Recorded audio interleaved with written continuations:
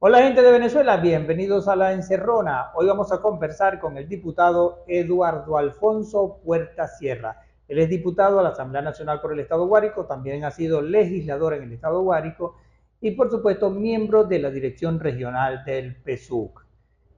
Bienvenido Eduardo. Gracias, Orlando, gracias por la invitación a la encerrona. Está sonando bastante. Así es. El tema político. Acabamos de salir de unas elecciones. Pensábamos que íbamos a entrar en la paz, el amor, la armonía. Sin embargo, el país sigue en una situación de conflicto. Mira, yo diría que un conflicto de baja intensidad, pero más un conflicto en los medios de comunicación, diría centralizado en algunos sectores de Caracas, entre comillas, en algunos restaurantes de Caracas, pero en líneas generales hay paz y tranquilidad en la cotidianidad del venezolano. Siento que la conflictividad está en la guerra de los micrófonos, en los intercambios de información, en el sabotaje, en algunas conspiraciones y algunos planes de sabotaje, digamos, de algunos intentos de guarimba, intentos de generar focos de violencia que hemos vivido en el país y bueno, sobre todo el tema internacional. Sin embargo, hay algunos temas que se plantean, ¿cómo se abordan? El primer tema que me gustaría tratar es el tema político. Indudablemente que los resultados que da el CNE nos da una especie de polarización. Significa que la oposición creció mucho. Eh, ¿Cómo evalúa el PSUV ese proceso interno desde el punto de vista crítico? Bueno, desde el punto de vista crítico entendemos y comprendemos que no vivimos en un mundo aislado y hemos respondido y en qué condiciones fuimos a las elecciones. Fuimos en unas condiciones absolutamente desfavorables. Bueno, hablábamos ahorita fuera de cámara, lo que era por lo menos gobernar Guárico. Gobernar Guárico o el Guárico con nuestro hermano José Vázquez no ha sido el mismo Guárico de otras gestiones, que ha manejado muchísimo mayor cantidad de recursos. Y tú lo decías, así como todo el resto de las gobernaciones del país y las alcaldías del país. Además, el ataque mediático sostenido en contra de Venezuela, como lo decía muy bien Pence, el jefe de Blackwater, que hablaba de que Venezuela es una especie de dorado en recursos minerales, en oro, petróleo y coltán, torio, uranio, que hay dentro de nuestras reservas mineras a lo largo y ancho del territorio venezolano y que bueno, nosotros también respondemos a una lógica geopolítica. Yo diría que hay dos grandes confrontaciones. La confrontación interna del tome y dame, de la venezolanidad y de la cotidianidad, chavismo oposición, oposición chavismo, revolución versus contrarrevolución. Y lo otro, bueno, el tema de la geopolítica internacional.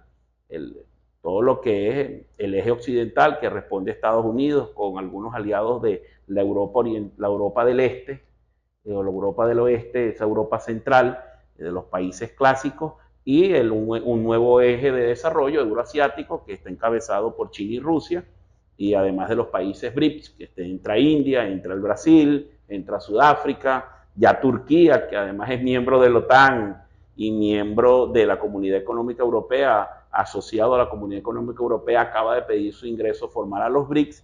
Entonces hay dos ejes de desarrollo.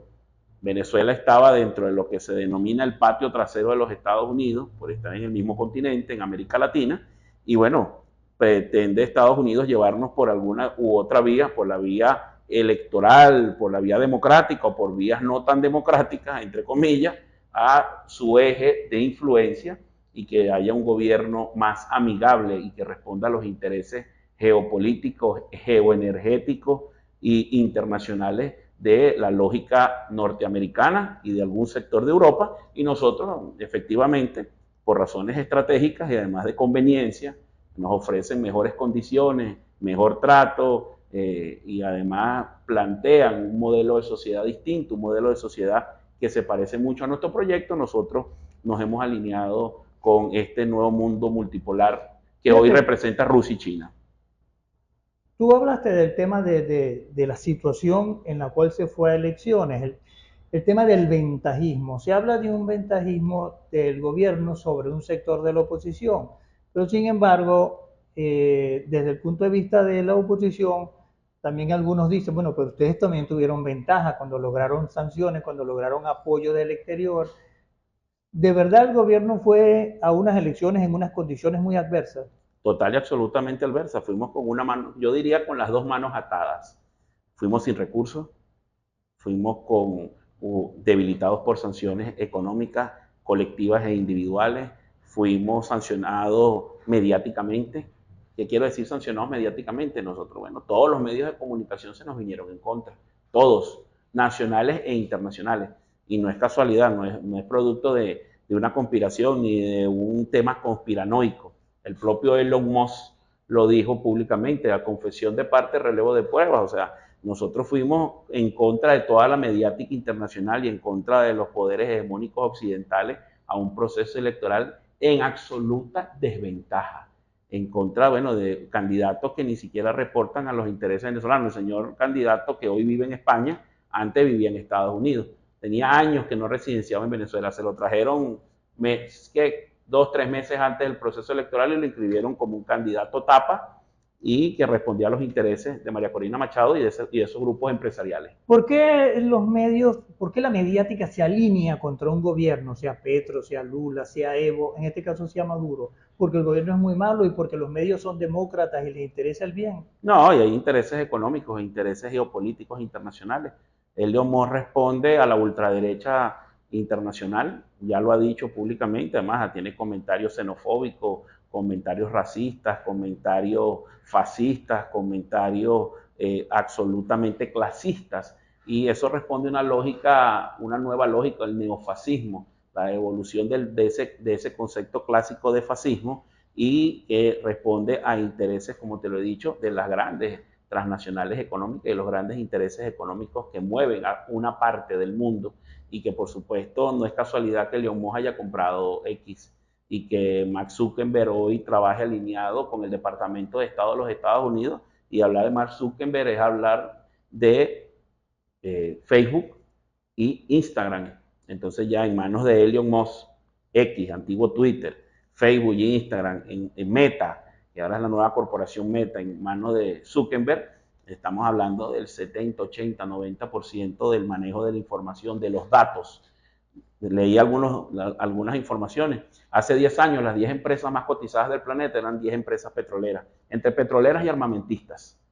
Fármacos legales, petróleo y armas. Eran las 10 empresas más cotizadas del mundo hace 10 años. Hoy las 10 empresas más cotizadas del mundo son empresas de datos.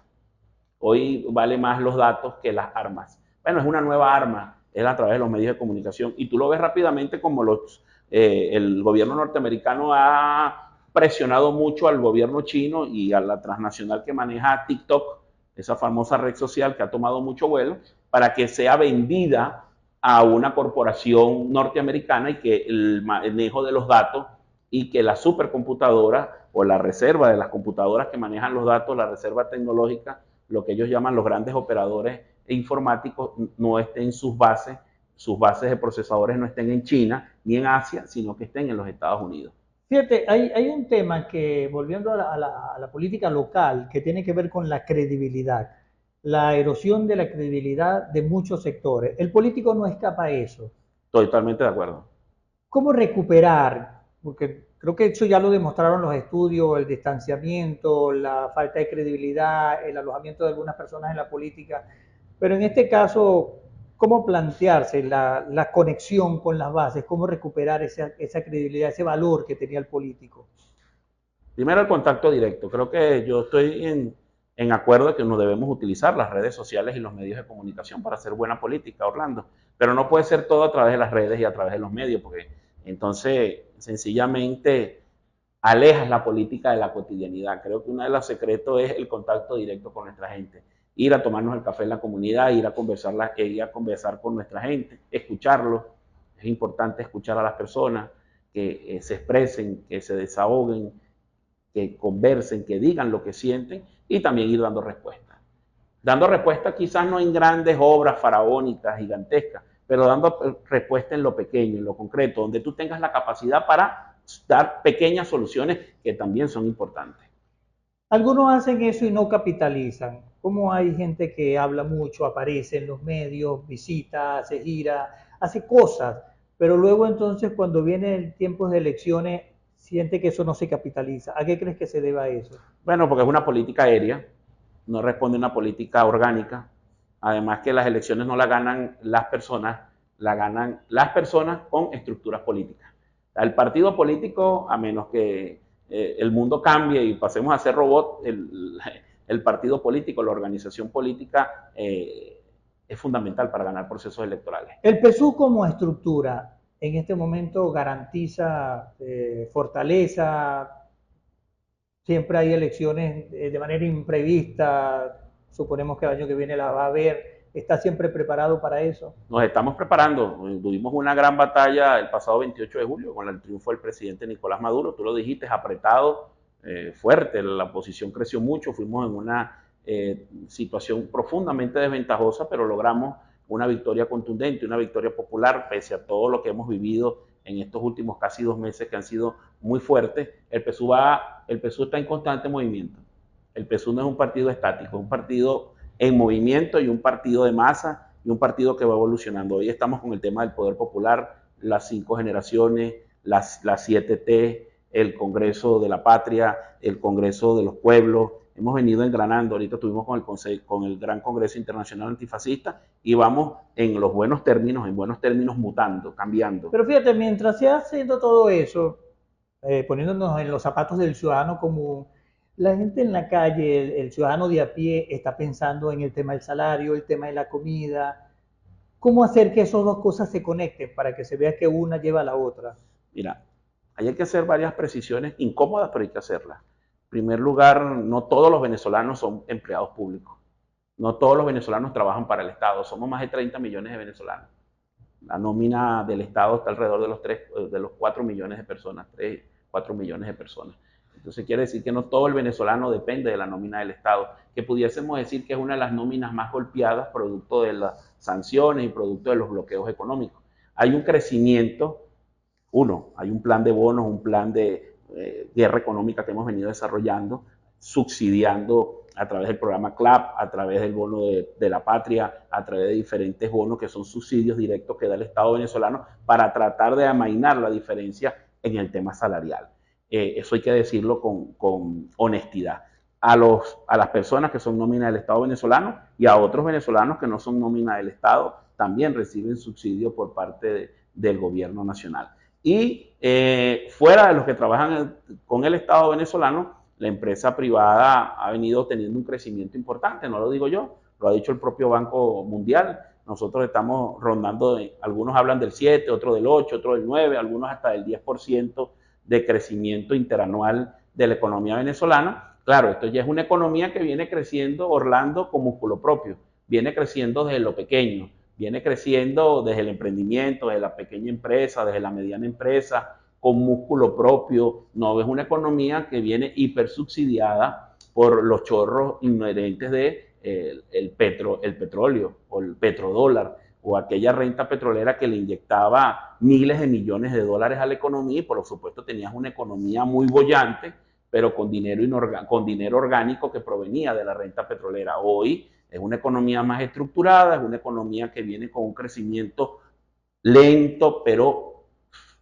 seguro, viene aumentando, producto de que es una economía sana, una economía que viene del producto del trabajo, viene de la plusvalía de cada uno de nosotros desde el aparato productivo. Hemos fortalecido el aparato primario, estamos fortaleciendo el aparato secundario, el procesamiento de las materias primas.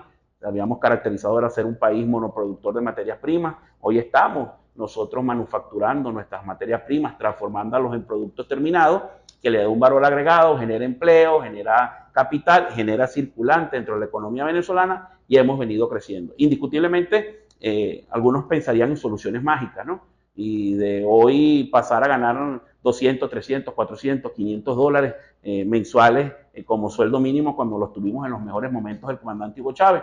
Pero eso no es un crecimiento que se puede dar de manera rápida y milagrosa. Eso es un proceso lento, paulatino. Vienen nuevos anuncios de la agenda económica del presidente. Hemos venido dándole un tratamiento muy delicado y muy calculado a la economía, con el tema del encaje legal, el tema del circulante de los bolívares, el tema de la situación cambiaria con el dólar, con el euro, en función de evitar la inflación. Gran logro, la estabilidad que hemos logrado durante más de casi un año del dólar estar fluctuando entre 36, 37, 38 bolívares el dólar oficial y el paralelo que se ha mantenido alrededor de los 40 bolívares. Y eso ha generado estabilidad económica para la cotidianidad del venezolano, para ese pequeño emprendedor, ese pequeño empresario y el venezolano común de a pie que está pensando en el día a día. No hay soluciones mágicas. Análisis económico y político con el diputado Eduardo Puerta. Yo soy Orlando Medina para el Tubazo Digital. Hasta la próxima.